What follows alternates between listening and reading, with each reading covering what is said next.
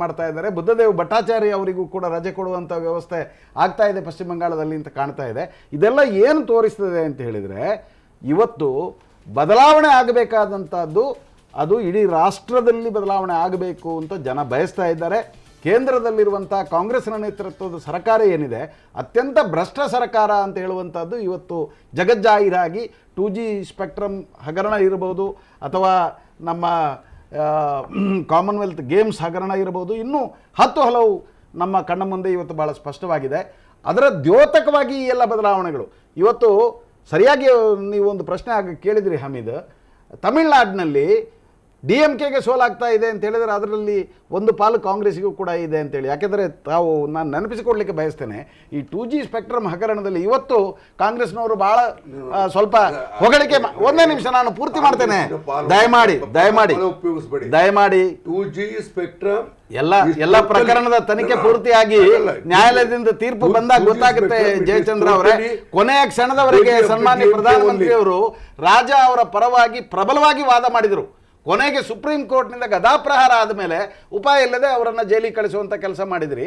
ಇವತ್ತು ನೀವು ಇದಾಗಲಿ ಕನ್ನಿಮೋಳಿ ಅವರನ್ನು ಕೂಡ ಜೈಲಿಗೆ ಕಳಿಸಿ ನೋಡಿ, ಆಗ ನಿಮ್ಮನ್ನು DMK ಕರುಣಾನಿಧಿ ಮನೆಗೆ ಕಳಿಸ್ತಾರೆ, ಅದು ಗೊತ್ತಾಗ್ತದೆ ನಿಮಗೆ.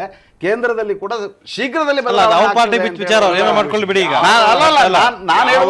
ರಾಷ್ಟ್ರೀಯ ರಾಜಕಾರಣದಲ್ಲಿ ಬದಲಾವಣೆ ಆಗ್ತಾ ಇದೆ.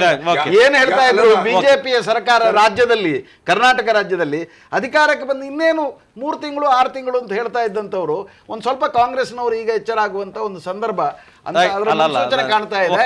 ಕೇಂದ್ರದಲ್ಲಿ ನನಗೆ ಕಾಣ್ತಾ ಇದೆ ರಾಷ್ಟ್ರದಲ್ಲಿ ಮಧ್ಯಂತರ ಚುನಾವಣೆ ಬರುವಂತ ಎಲ್ಲ ಲಕ್ಷಣಗಳು ಈ ಒಂದು ಚುನಾವಣೆಯ ಫಲಿತಾಂಶ ತೋರಿಸ್ತಾ ಇದೆ. 2G spectrum it is totally DMK ಅವರ ಈಗ ಹೇಳಲೇಬೇಕು. ಕೇಳಿ, ಯಾವ ಸಂದರ್ಭದಲ್ಲಿ ಮನಮೋಹನ್ ಸಿಂಗ್ ರವರು ಯಾವ ಒತ್ತಡದಲ್ಲಿ ಇದ್ರು ಅಂತಕ್ಕಂಥದ್ದನ್ನು ಕೂಡ ಇವತ್ತು ಕಡಿತದಲ್ಲಿದೆ. ಅದು ಸುಪ್ರೀಂ ಕೋರ್ಟ್ ಕೂಡ ಅಪ್ರಿಷಿಯೇಟ್ ಮಾಡಿದೆ. ಹಾಗಾಗಿ ಸಮ್ಮಿಶ್ರ ಸರ್ಕಾರದ ವ್ಯವಸ್ಥೆಯಲ್ಲಿ ಆ ಇತಿಮಿತಿನಲ್ಲಿ ಎಷ್ಟು ಮಾತ್ರ ಅದನ್ನು ಅಧ್ವಸ್ತಲ್ಲಿ ಇಡೋದಕ್ಕಷ್ಟು ಅಷ್ಟು ಮಾತ್ರ ಪ್ರಯತ್ನ ಪಟ್ಟಿದ್ದಾರೆ ವಿನಃ ಅದನ್ನು ಮಿತಿಮೀರಿ ಹೋಗಿಲ್ಲ ಅಂತಕ್ಕಂಥದ್ದನ್ನು ಅರ್ಥ ಮಾಡ್ಕೋಬೇಕು. ಅದರಿಂದ ಕಾಂಗ್ರೆಸ್ಗೆ ಕಳಂಕ ಬರ್ತದೆ ಅಂತಕ್ಕಂಥ ಪ್ರಶ್ನೆ ಅದು ಉದ್ಭವಿಸೋದಿಲ್ಲ ಅಂತಕ್ಕಂಥದ್ದು ದಯಮಾಡಿ. ಬಟ್ ಒಂದು ಇವತ್ತು ರಾಜ್ಯದ ರಾಜಕಾರಣ ಇವತ್ತು ಅತ್ಯಂತ ನಿರ್ಣಾಯಕವಾದಂಥ ದಿನ. ಇವತ್ತು ಬೆಳಗ್ಗೆ 3 ಕ್ಷೇತ್ರ, ಸಾಯಂಕಾಲ ಇನ್ನು 16 ಕ್ಷೇತ್ರದ ಫಲಿತಾಂಶಗಳು ಹೊರಗಡೆ ಬರೋದ್ರಿಂದ ಅದು ಇದೇ ರೀತಿಯಲ್ಲಿ ಇರ್ತದೆ. ನೀವೇನು ಚಿಂತೆ ಮಾಡಬೇಡಿ, ಬಹಳ ಮುಖ್ಯವಾಗಿ ನೀವೇನು ಚಿಂತೆ ಮಾಡಬೇಡಿ. ಹಮೀದ್ ಅವರೇ, ಸುಪ್ರೀಂ ಕೋರ್ಟ್ ಏನ್ ತೀರ್ಪು ಕೊಡುತ್ತೆ ಅಂತ ಅಡ್ವಾನ್ಸ್ ಗೊತ್ತಿದೆ ನೋಡಿ.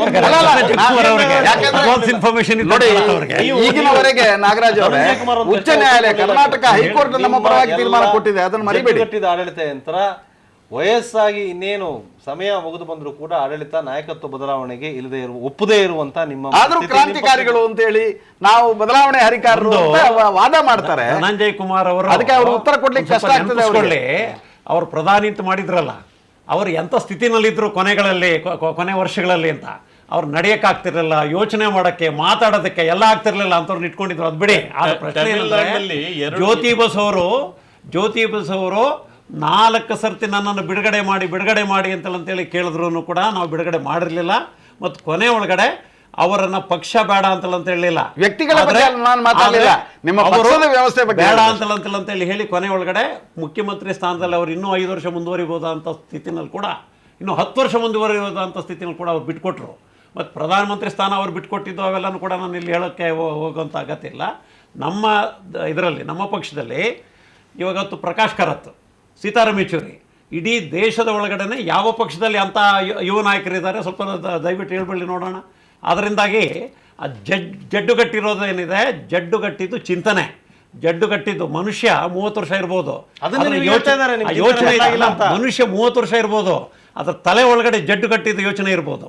ಆದರೆ ಮನುಷ್ಯ 90 ವರ್ಷ ಇರ್ಬೋದು, ಪ್ರತಿ ದಿನದ ಇದಕ್ಕೆ ಅವನು ರೆಸ್ಪಾಂಡ್ ಮಾಡ್ತಾ ಇರ್ಬೋದು. ಗೊತ್ತಾಯ್ತಲ್ಲ, ಚಿಂತನೆಯಲ್ಲಿ ಯುವಕ ಇರ್ಬೋದು.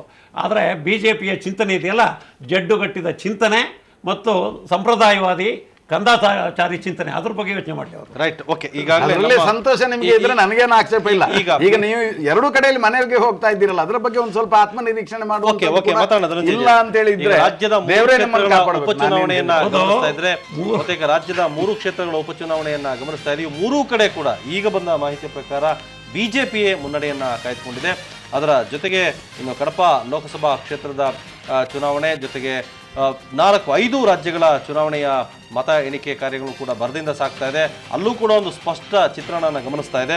50,000ಕ್ಕೂ ಹೆಚ್ಚು ಮತಗಳ ಅಂತರದಿಂದ ವೈಎಸ್ಆರ್ ಪುತ್ರ ಜಗನ್ಮೋಹನ್ ರೆಡ್ಡಿ ಮುನ್ನಡೆಯನ್ನು ಕಾಯ್ದುಕೊಂಡ್ರೆ ರಾಜ್ಯದಲ್ಲಿ 3 ಕ್ಷೇತ್ರಗಳ ಉಪಚುನಾವಣೆಯಲ್ಲಿ ಬಿಜೆಪಿ ಅಭ್ಯರ್ಥಿಗಳು ಮುನ್ನಡೆಯನ್ನು ಕಾಯ್ದುಕೊಂಡಿದ್ದಾರೆ.